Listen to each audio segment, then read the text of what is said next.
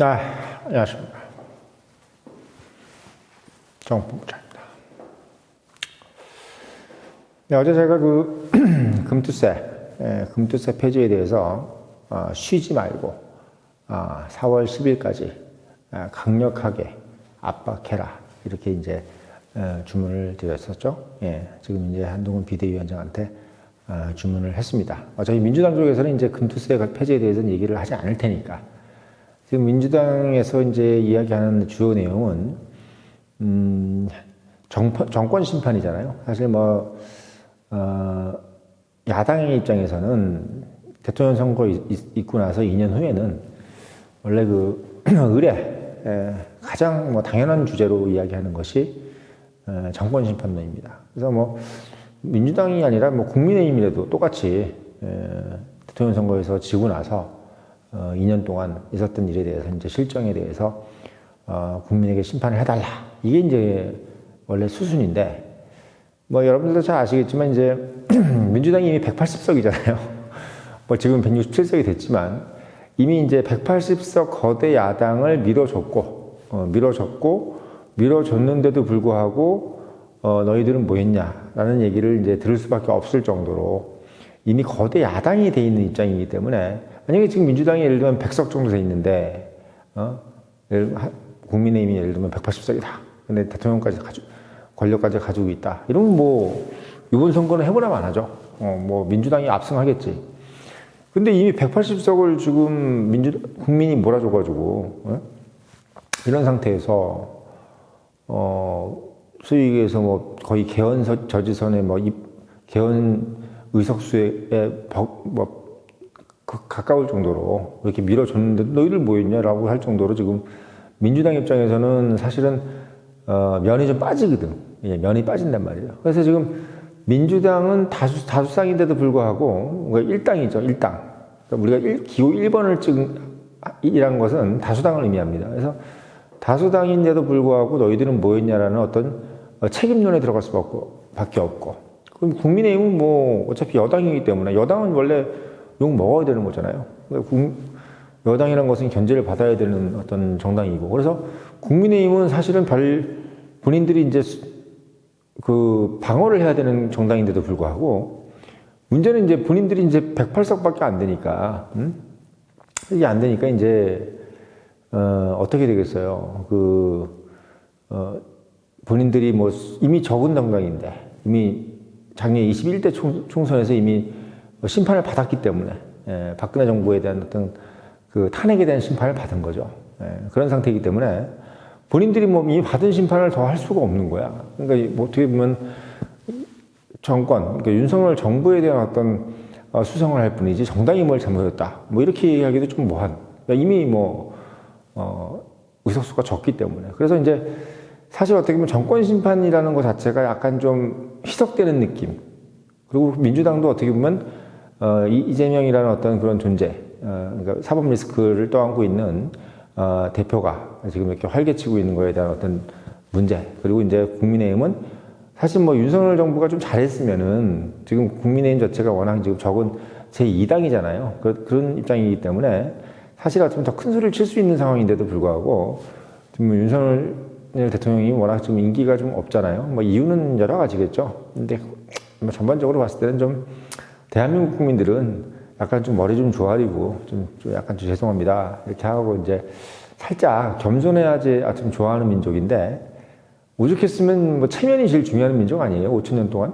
체면이 제일 중요하고 500년 전부터 갓 쓴 민족이잖아요. 전 세계에서 갓 쓰고 다니는 민족이 어딨어.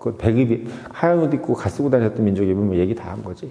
그만큼 어떻게 보면 예의를 중요시 여기고 겸양을 중요시 여기고 뭘 잘못했다 얘기가 제일 중요시 여기는 민족이기 때문에 대통령 입장에서는 대통령이 이렇게 한 부분에 대해서는 상당히 어떻게 보면 좀 싫어할 수도 있습니다. 제가 국민성으로 봤을 때 이걸 어떻게 공중파에서 얘기하긴 뭐한데 아무튼 좀 그래요. 근데 뭘 잘못했다 이런 것보다 제가 봤을 때 태도의 문제가 아니냐 이런 생각이 좀 드는데 그래서 지금 어떻게 보면은 빛을 보고 있는 게 조국이란 말이지. 조국. 그래서 사실 조국이라는 존재는 민주당의 이재명이 인기가 없고 그리고 윤 대통령이 인기가 없어서 국민의힘이 좀 가져갈 수 있는 의석을 조국이 가져가고, 그리고 민주당이 좀 민주당이 좀 방어할 수 있는, 원래는 이제 정권 심판이라는 개념으로 어떻게 보면 이번에 이 180석을 좀 유지할 수 있는 그런 개념이 있었는데도 불구하고 그것 또한 이제 조국한테 좀 넘어가는. 그래서 지금 비례대표 같은 경우는 조국이 상당히 많이 어떻게 보면 선전을 하고 있는 양상이 되는 겁니다. 그래서 지역구에서는 또 근데 이게 왜 안 되냐? 조국당이 이제 어떻게 보면 지역구를 안 내기 때문인 거지. 만약에 지역구에 나왔으면 지금 민주당도 상당히 좀 헷갈리는 상황이 되는 거죠. 하여튼 판세를 아주 재밌게 짰는데 아무튼 결론적으로 말씀드리면 국민의힘은 상당히 좀 어려운 상황에 있다.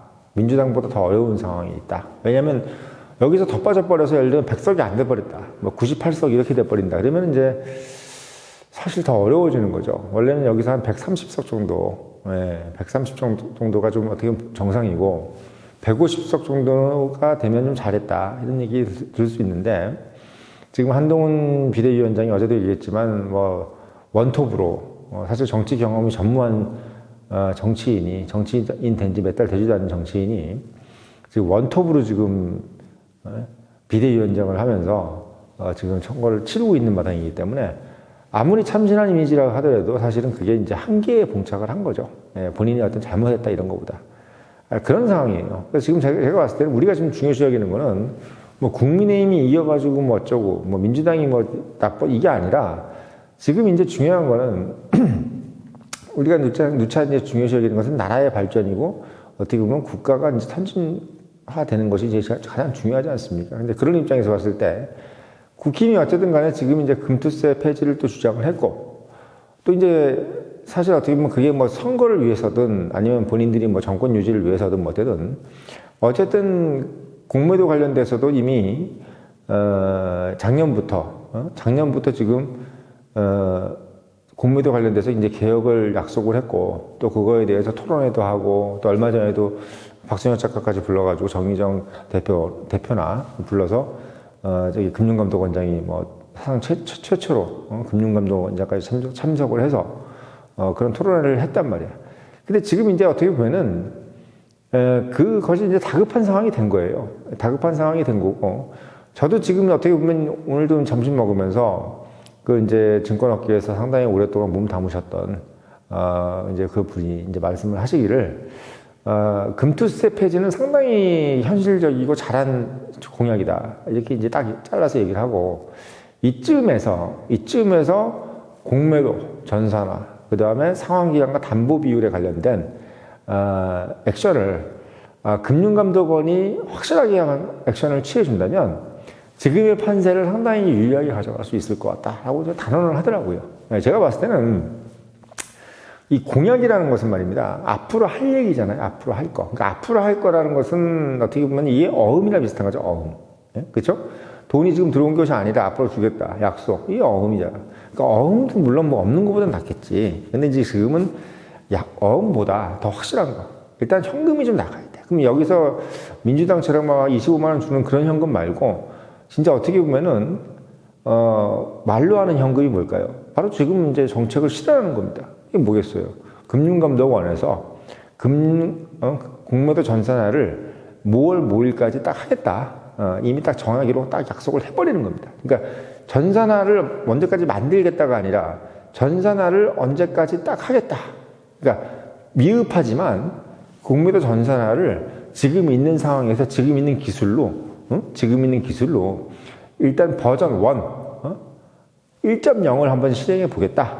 언제까지? 뭐 4월 언제까지? 아무튼 뭐 최대한 빨리 5월 5일까지 실행해 보겠다. 약속을 딱 하고 그리고 뭐 5월 1일부터라든지 해가지고 이제 정부가 약속을 한 거는 아무리 그 개인이 아니기 때문에 4월 10일 날 선거라도 일단 지금 약속을 해서 하면은 이건 진행을 하는 거야 무조건. 예. 그렇기 때문에 뭐 예를 들면 5월 1일부터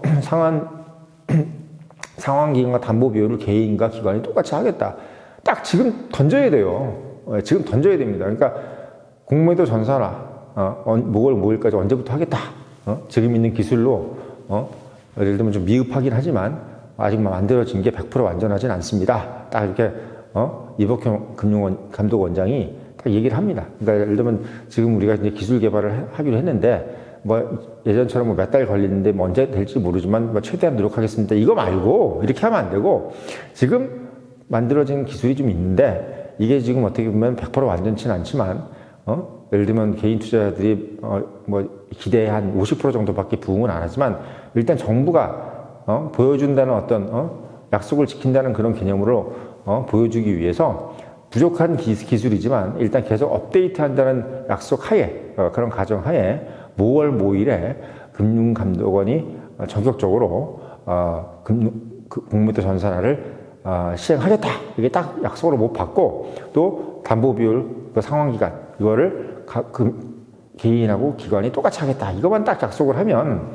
제가 봤을 때는 지금 이제 상당히 좀 고민하고 있는 중도층이 많아요. 왜냐면 이게 지금 사실 민주당도 믿고 윤석열 정부도 믿지만 민주당도 믿거든. 지금 이재명이 지금 뭐 하고 있는 것도 믿고 뭐 솔직히 돈 퍼준다는 것도 얄밉고 뭐 그런 상황인데 이게 지금 그때그때 지금 마음이 확 바뀌는 거야 지금 판세가 이런 상황이에요. 이럴 때 지금 이걸 딱 세 가지 카드를 던지면 제가 봤을 때는 아직 승산이 있습니다. 아직 승산이 있어요. 그러니까 3월 말까지입니다. 지금 이제 3월 말까지 얼마 안 남았는데 지금 뭐 이렇게 뭐 시간 버리고 해가지고 뭐 4월 며칠 날 한다, 뭐 4월 5일 날 한다 이러면 안 돼. 4월 되기 전에 3월 말까지 공매도 전산화, 상환기간 담보비율에 관련된 3대 정책을 금융감독원장하고 그리고 박순혁 작가 대동하고 정의정 대표 딱 앉아가지고 개인 대표, 개인 투자자 대표 그리고 기관 그리고 딱 그 12개 뭐 24개인가요? 24개 증권사 대표들 딱 앉혀놓고 거기서 딱 기자회견 기자들 조선일보부터 삼국경제신문까지 쫙 불러가지고 아주 그냥 스포트라이트 팍팍팍 터뜨려가면서 그러면서 3월 30일 날 딱 발표하시라 이거야. 3월 30일 날 딱 발표를 하면 그게 제가 봤을 때는 완전히 소구점이 될 수가 있어요. 예, 소구점. 지금 보니까 뭐가 문제냐면 뭔가 이 선거를 이끌어낼 모멘텀이 없어. 예, 지금 모멘텀이 없습니다. 그 모멘텀이 없으니까 자꾸 이게 끌려가는 겁니다. 예, 끌려가는 거예요. 그게 지금 문제야. 그러니까 뭔가 이게 지금 한동훈 장관이 열심히 하는 것도 알겠고, 뭐 이재명이가 잘못한 것도 알겠는데, 문제는 뭐냐면, 뭔가 이 중도층이 그러니까 너희들은 뭐 하나 더 줄 건데 뭐 이거 없는 거야, 주머니에. 뭐 좀 더 줘야 되는데, 할아버지가 예를 들면 뭐 이게 손자들 왔는데, 어휴, 너희들 잘 왔다고 하는데 끝이야. 뭐 나 하나 줘야지. 뭘 있어야 될 거 아니야. 근데 이거 뭐 아무것도 없으면 뭐가 되는 거야. 그러니까 나는 뭐 그냥 아무것도 안 움직이겠다 그러면 아무 의미가 없는 거예요. 그래서 제가 봤을 때는 지금 이제 딱 좋습니다. 3월 말까지. 3월 말까지 3대 카드, 공매도 정책 관련 3대 카드, 전산화, 상환기간 담보비율 3대 카드를 딱 내미는 겁니다. 이걸 내미는데 그것이 만약에 이제 이복형 금융감독 원장 하나로 좀 부족하다 그러면 박순환 작가한테 요청을 하세요, 전화해서. 이거 정말 우리 같이 한번 해서 도와달라. 그리고 박순환 작가도 이 의미를, 정말 좀 증폭시켜 달라. 그러면 박순환 작가께서 또 말을 얼마나 잘해요. 그러면 정말, 결국은 박순환 작가가 이제 그걸 또 이끌어냈구나 해서 본인도 이제, 상당히 어떻게 보면 기분 좋으실 거고, 행복할 거고. 또, 금융감독원장 입장에서도 지금 한동훈하고 이제 권력 다툼이 있을 거라고 합니다, 누군가. 그러니까 이복효 금융감독원장이 인기가 많대요, 지금. 인기가 많답니다. 개인 투자자들한테도 서서히 인기가 좋아졌고, 지금 금융권에도 왜냐면 합리적인 사람이라고 인기가 많다는 거야. 한동훈 비대위원장만큼 어떻게 보면 모자라지도 않다. 그래서 지금 본인이 뭐 어떻게 보면 잠룡까지는 모르겠는데 아무튼 뭐 지금 뭐 누가 정해준 건 아니잖아요. 뭐 윤석열 대통령께서 뭐 대통령 할 거를 미리 정해놨습니까? 그러지 않고도 지금 저렇게 대통령 하고 있는 것처럼 지금 뭐 이복현 금융감독원장이 대권될 수도 있는 거예요. 만약에 이번에 3대 카드를 던지면 개인 투자자들 이복현 금융감독원장한테 확 붙을지도 몰라요. 확 붙을지도 모릅니다. 그래서 제가 봤을 때는 3월 말까지 한동훈 비대위원장이 발표를 하든 아니면 금융감독원장, 이복현 금융감독원장이 발표를 하든 현 정부에서 액션을 취해줘야 된다. 그러니까 이건 공약이 아니죠. 이건 공약이 아니라 그냥 하겠다는 정책의 발표예요. 그러니까 지금 공약을 얘기해서는 안 돼. 지금 이제 민주당에서는 행정부라는 것이 없잖아요. 여당이라는 게 뭐야? 행정부를 쥐고 있는 거예요. 행정부라는 것은 뭐야? 액션을 할 수 있는 거죠. 집행을 할 수 있는 기관이 있다는 거기 때문에 여기서 집행할 수 있는 기관을 가지고 있으면서도 공약만 내밀면 어떻게 해? 집행이라는 것은 뭐야? 지갑이 있는 거야, 지갑. 현금이 있는데 현금 놔두고 지갑 안에 현금이 빵빵한데 현금 놔두고 나 저기 다음 달에 줄게. 이러면 그 받는 사람 입장에서 어떻게 생각이 들어? 아니 지갑 안에 지갑이 막 빵빵하게 현금이 있는데도 야 아빠가 다음 달에 줄게. 이러면 무슨 생각이 들어? 다음 달에 준다는 말이 더 기분 나빠. 아니 지금 현금이 있는데 왜 다음 달에 줘? 그렇잖아요. 지금 금융감독원에서 뭔 결단을 해서 할 수 있는 얘기를 왜 공약을 하냐고. 아무 의미가 없는 거잖아요. 그러니까 지금 결정을 해야 돼요. 지금 결정을 안 하고 이거 시간 넘어가면은 제가 봤을 때는 조국당한테 당합니다. 예, 조국당이 결국은 여러분들 고수업 치면 비광이지, 비광. 이 비가 뭡니까? 비가 자체로서는 별 효용이 없어, 비광이. 근데 비가 어떻게 돼? 비광이 5광 할 땐 비가 필요하죠.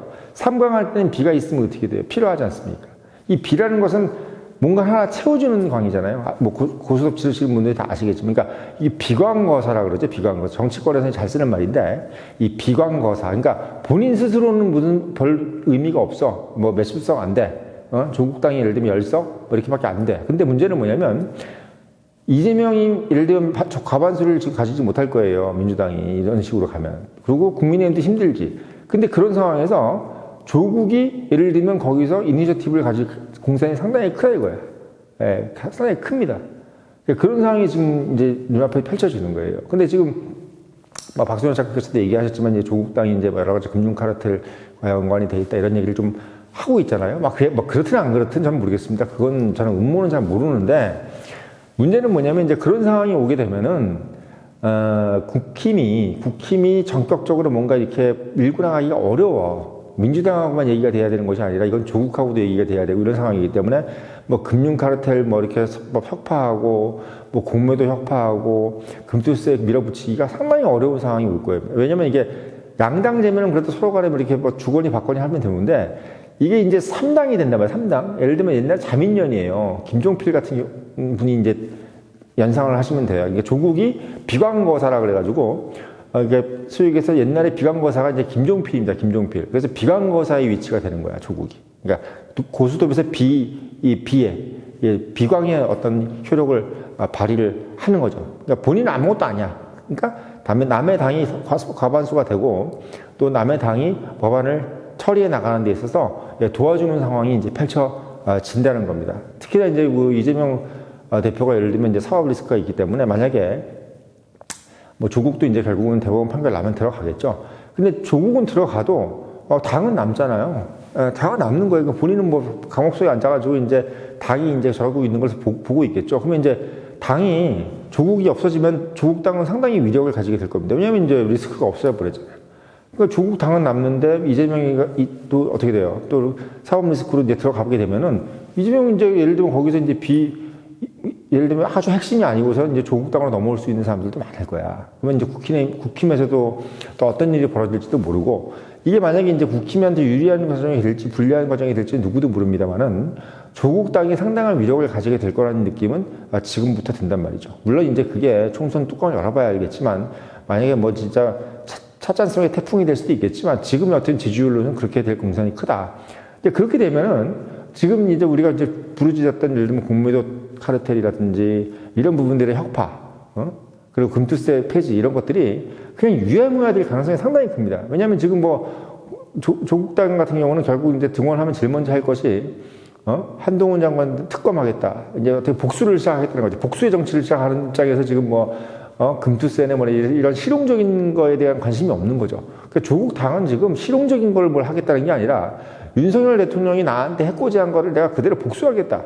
이런 개념이 강하기 때문에 뭔가 지금 우리가 중도층이 바라는 어떤 그런 실용과 현실적인 어떤 실리적인 어떤 그런 것들이 지금 정책은 약간 후일로 미뤄지고 어떻게 보면 그냥 윤석열 정부가 2년 동안 해왔던 걸 다 원상복귀시키고 그리고 본인한테 어떻게 위해를 가했던 것들을 그대로 어떻게 보면 면죄부를 주려고 하는 그런 일을 이제 벌이게 될 거라는 얘기죠. 이제 그런 부분이 되면 이제 상당히 어떻게 보면 중도층이 이제 그동안 염원했던 부분들이 뭔가 후퇴할 것이라는 생각이 좀 드는 거예요. 제가 봤을 때는. 그러니까 실용적인 정책들이 많이 후퇴할 것이다. 이런 생각이 들기 때문에 요번에 어쨌든 간에 이런 부분들을 빨리 해야 된다. 그게 금융감독원에서 사실 어떻게 보면 총선이 되기 전에 공매도 관련돼 가지고 정말 3대 카드, 방금 말씀드렸지만 공매도 전사라, 그리고 상환기간 담보 비율을 기관하고 개인이 똑같이 하겠다. 이 부분만 좀 총선 되기 전에 발표를 하셔가지고 5월 5일 날부터 하겠다, 전사라 하겠다. 뭐 6월부터 해도 좋습니다. 7월부터 해도 좋아요. 하겠다, 이 하겠다는 얘기만 나오면 돼요. 하겠다는 얘기만 나오면 그 다음부터는 나머지는 개인 투자자들이 알아서 판단해서 알아서 찍을 겁니다.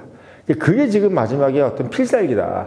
그리고 필살기도 필살기고 총선을 이기는 것도 물론이겠지만 그게 대한민국 경제와 금융을 위해서도 바람직한 상황이라고 저는 생각이 들어요. 그러니까 이게 뭐 단순히 어떤 정당이 뭐 살고 죽고, 솔직히 그거보다 더 중요한 건 국민이 살아야죠. 국민이 살아야 되는데 지금 이제 앞으로 총선이 지나면 조국 혁신당 저게 상당히 어떻게 보면 위력을 발휘할 거란 말이에요. 그 위력을 발휘되면은 전국이 상당히 피곤해지고 복잡해질 거라는 것이 제가 보면 보입니다.